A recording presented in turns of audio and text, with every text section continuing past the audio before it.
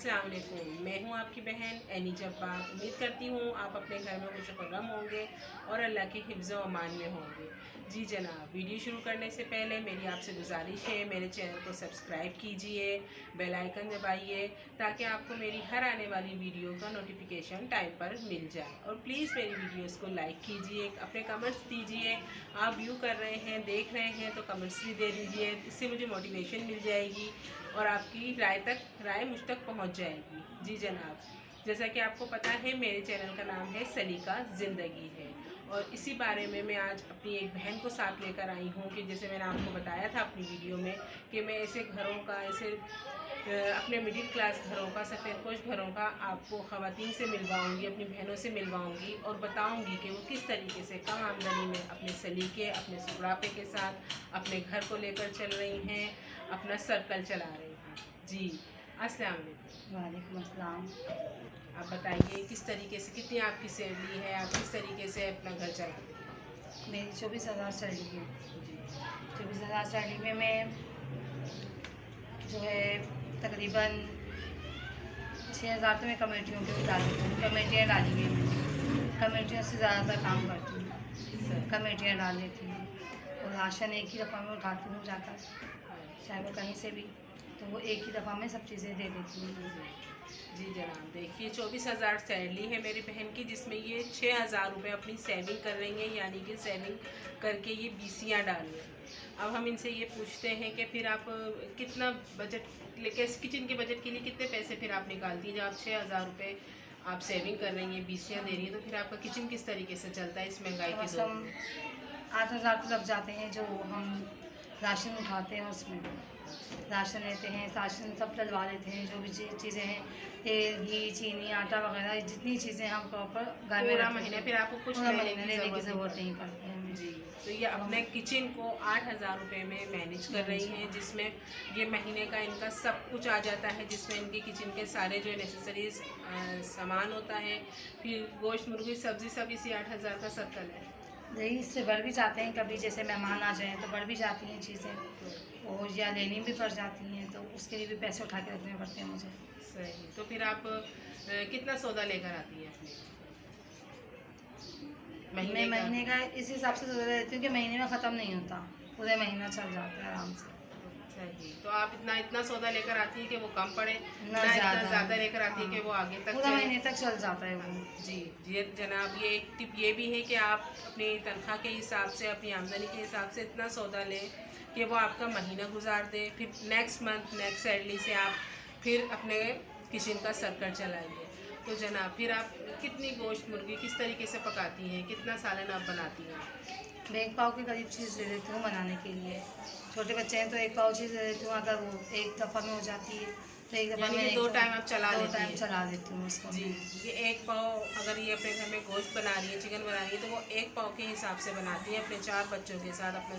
फिर उसमें कुछ सब्ज़ी वगैरह भी ऐड करती सब्ज़ी वगैरह ऐड कर देती हूँ ताकि बच्चे खा लें आराम से, आलू में जैसे, और आपका 2 टाइम का खाना भी 2 पूरा टाइम का हो पूरा हो जाए।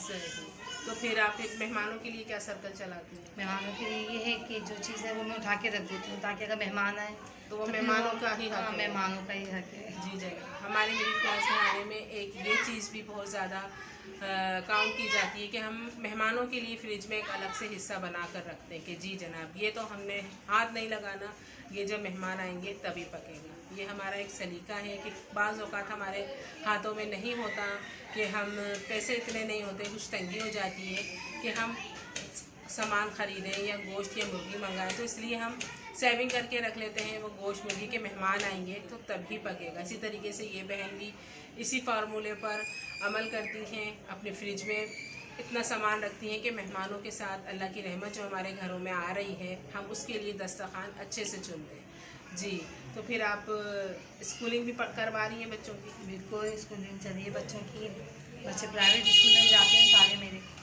प्राइवेट स्कूल में जा रहे हैं इनके बच्चे इस आमदनी के साथ भी, लेकिन ये है हम 5,000 6,000 इसके स्कूलों में नहीं पढ़ा सकते, हमारी आमदनी इतनी नहीं है, लेकिन फिर भी प्राइवेट स्कूलों में पढ़ा रही हैं, कम फीसिस वाले स्कूलों में पढ़ा रही है। लेकिन बड़ी बात यह है कि प्राइवेट स्कूलों में अपने बच्चों को एजुकेशन दे रही हैं, पढ़ा रही हैं। तालीम एक निहायत ज़रूरी एक अमल है जो हमें अपने बच्चों को देना है। तालीम के बगैर इंसान अधूरा है। जी, तो आपने कमेटियाँ डाल डाल के क्या क्या चीज़ें खरीदी? मैंने कमेटियाँ डाली, फ्रिज लिया, जी वॉशिंग मशीन ली। जी जैसे मुझे अगर कोई चीज़ चाहिए होती है तो मैं उसकी कमेटी ही डालती हूँ। कमेटी डालने से ये होता है कि वो काम हो जाता है मेरा आसानी के साथ। और दीगर शादी ब्याह के मौक़ों पर दीगर शादियों ब्याह के मौक़ों पर भी जैसे काम आ जाती हैं वो कमेटियाँ। ये ईद के मौके पे खुल जाती हैं कुछ कमेटियाँ। मैं इस वजह से डालती हूँ कि ईद पे खुल जाए तो बच्चों की शॉपिंग वगैरह वो आराम से हो जाए। जी जनाब, ये देखिए एक बेहतरीन टिप कि ईद के इस तरीके से बीसी डाली जाए और इस तरीके से अपना नंबर ले लिया जाए कि हम ईद के अखराजात हमारे वो सेविंग से ही हमारे पूरे हो जाए, बीसियों से पूरे हो जाए, हमारे बच्चे भी खुश हो जाए, हमें भी तंगी ना हो। जो अल्लाह ने हमें तोहफ़ा दिया है त्यौहार ईद उल फितर ईद उल अज़हा, वो हमारा अच्छे से गुजर जाए। जी जनाब, कैसी लगी आपको मेरी वीडियो? उम्मीद करती हूँ अच्छी लगी होगी।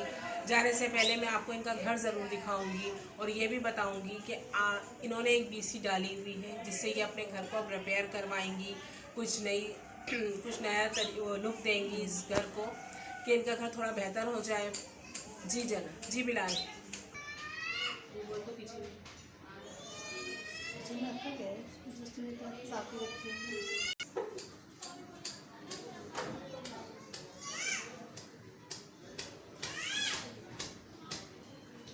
फ्रिज लिया है इन्होंने, बीसियाँ डाल के। इनको इसकी ज़रूरत थी, पहले इनके पास नहीं था ये। जी, तो कैसी लगी आपको मेरी वीडियो अपने कमेंट्स में ज़रूर बताइएगा। और इसी तरीके की और वीडियोस भी मैं आपके सामने लाती रहूँगी, आपसे शेयर करती रहूँगी कि हमारा जो मुतवस्सित तबका है, हमारा जो सफ़ेद पोश तबका है, हमारा जो गरीब घराने हैं, वो किस तरीके से अपनी ज़िंदगी को अपने सुगड़ापे से गुजारें। यहाँ लग्जरी का कोई गुज़र नहीं होता। यहाँ इंसान की ज़िंदगी चलती है तो सलीके से चलती है, सुगड़ापे से चलती है, और वो ब्रांड्स की तरफ नहीं जाती। वो कट पीसीस से ही, वो टुकड़ों से ही अपनी बच्चियों की फ़्रॉकें सी लेती है, अपने घर के दीगर काम कर लेती है, यहाँ तक कि अपने कपड़े भी वो इसी तरीके से बना लेती है। तो जनाब, अब तक के लिए इतना ही। अपनी बहन एनी जब्बार को दीजिए इजाज़त। अल्लाह हाफ़िज़।